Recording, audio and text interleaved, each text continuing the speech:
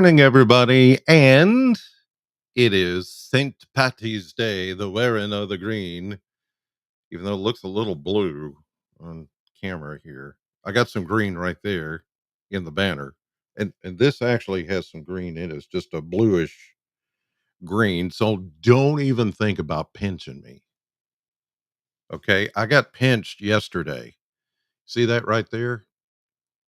That's a that's a pinch and it hurts.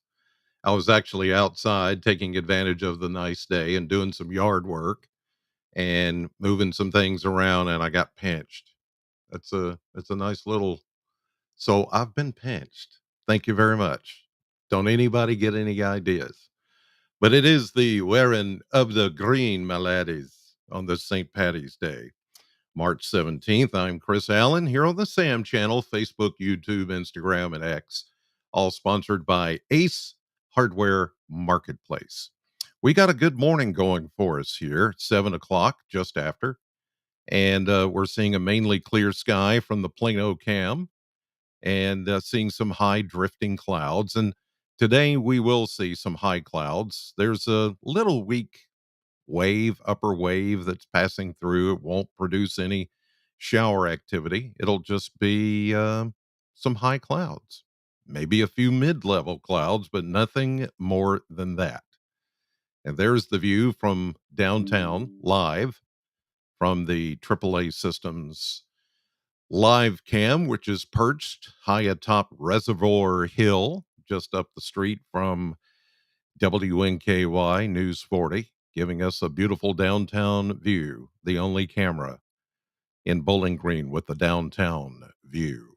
See the BG towers, you see the other transmitter tower, or well, it used to be a transmitter tower.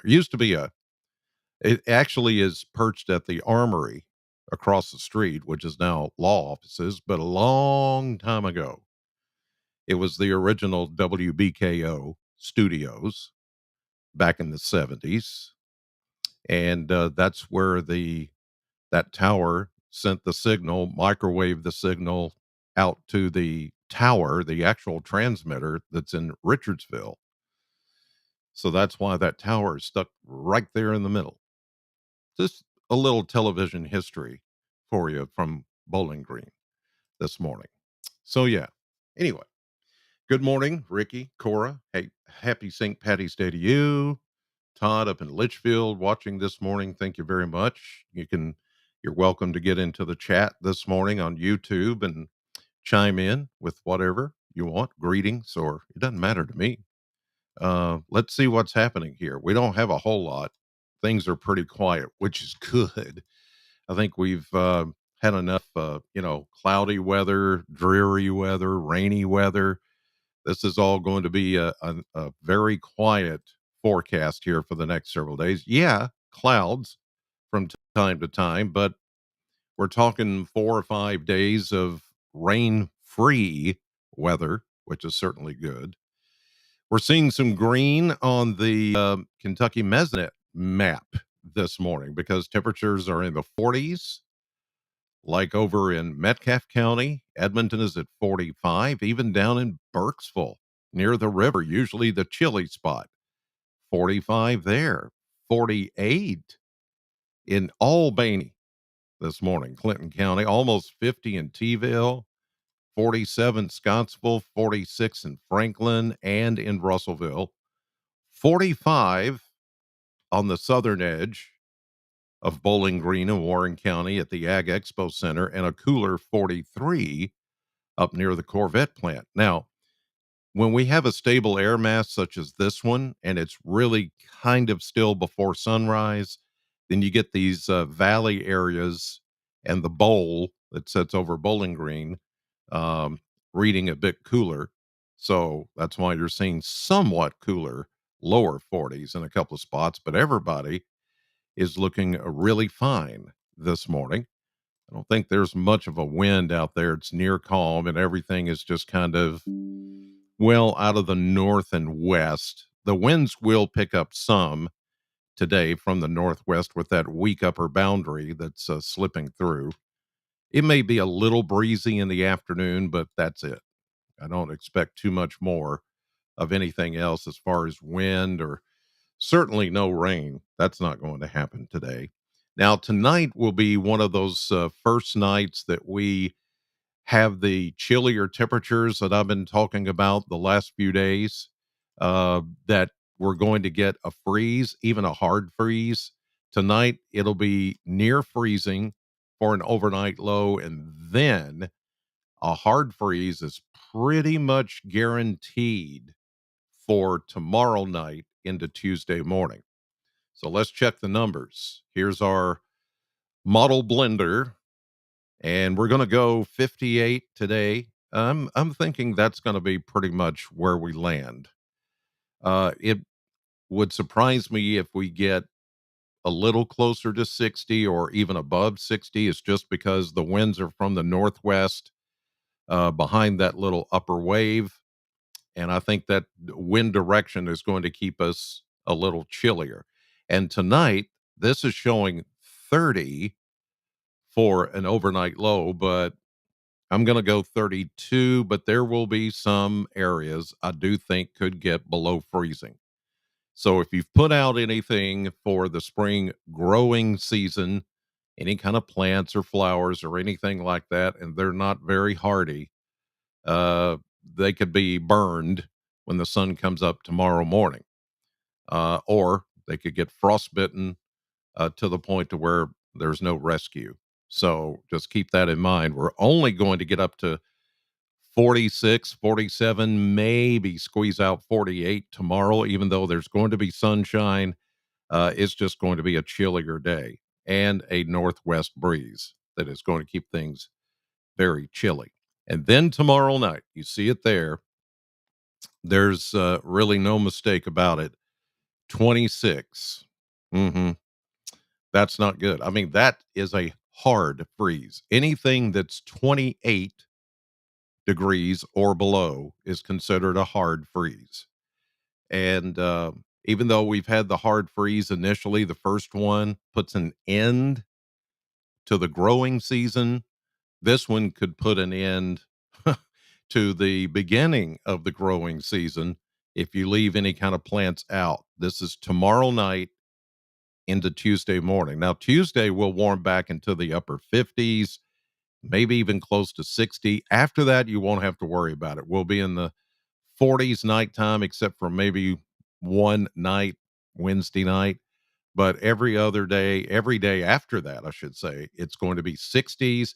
And I would say by this time next week, these 67s will look more 70 ish, as we're looking at the warm air to come back. So this is going to be right here, starting today, tonight, tomorrow night are going to be the chilliest times that we'll see. Therefore, protect the plants because they will be suspect to the frost. And not only that, a killing frost, very possible in this particular situation under a clear sky. I don't think we're going to have much in the way of a blanket of clouds tomorrow night to, kind of offset a freeze. So hard freeze. That's going to happen tomorrow night. There won't be any really frost or freeze advisories that will be issued because usually after they do the initial one for the season, then that's it because that's usually the end of the growing season. But since this is the beginning of spring, then you just need to be aware that this is what's happening and take precaution. All right, let's look at the maps over the next several days. Everything's looking good. There's our weak upper wave. It's depicted here as a cold front. It's already come through. The winds are now shifted from the northwest. It's really just a boundary that doesn't, it's not much going on. There's a little bit of rain to the north, some to the south near Jackson and Memphis, Tennessee, Jonesboro, Arkansas, but nothing here in southern Kentucky. So we move it forward. High pressure taking over today. Very nice, but very chilly high pressure, which will only keep us in the upper 50s today, but will send us into the mid and upper 40s tomorrow. So here we go, 1 a.m. Monday morning. Everything's fine. Everything's good Monday afternoon. There's a little upper wave that goes through parts of the Great Lakes, setting off rain and then some snow showers once you get up towards Cincinnati Monday afternoon and evening. Then that moves on into the hills of West Virginia. Here we go into Tuesday afternoon. Looking good. High pressure, but it's going to be chilly. Highs in the 40s, and that stiff wind at times from the northwest. Then on Tuesday night, that's when we're expecting, the temperatures to drop into the 20s and that hard freeze. Yeah, that's going to happen. Clear sky, as you can see. Now, we do have a system approaching from the west into Wednesday. Well, actually, Wednesday was what I just showed you. Here's Thursday. As you see, 1 o'clock Thursday. We warm back enough to where we're going to see the possibility of some light rain showers by Thursday afternoon. So, slight chance. Right now, the chances are only about 20 to 30%. We'll be in the 60s, possibly even mid 60s after that. So, yeah, we're going to continue to see showers. It looks like by this, everything's painted in. It's going to rain the whole time, but it's not. It's going to be occasional showers during that time. Thursday into Friday. Here's 1 o'clock Friday afternoon, and here's 1 o'clock Saturday afternoon. Temperatures will still be in the low to mid 60s. We get one impulse, and then here comes another one back from the west. We'll get a small break in here, probably Saturday night into Sunday before we get more showers dropping out of the Midwest and the Central Plains our direction. And then that's it. Um, there's not going to be much else happening after that, except for maybe a few showers. But temperatures, as you saw in the 10-day blender, are going to stay warm once we get past tonight and tomorrow night and Tuesday night. So, yeah, chilly in the 30s tonight, tomorrow night, 20s, mid 20s, hard freeze tomorrow night. Then as we get into Tuesday night, we do kind of moderate things into the upper 30s to about 40.